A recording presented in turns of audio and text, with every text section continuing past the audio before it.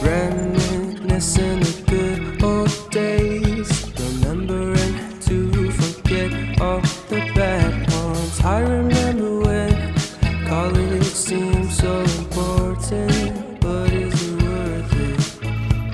Been wondering what truly matters to me. I know for sure it's not a fancy degree.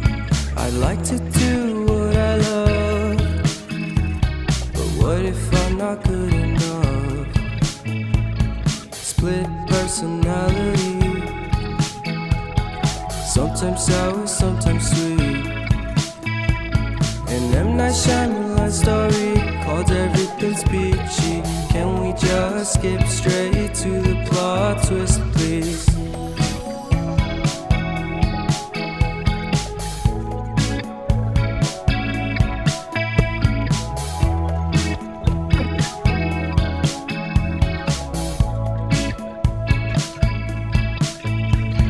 Life's all about balance, and real love takes practice. We know accidents happen,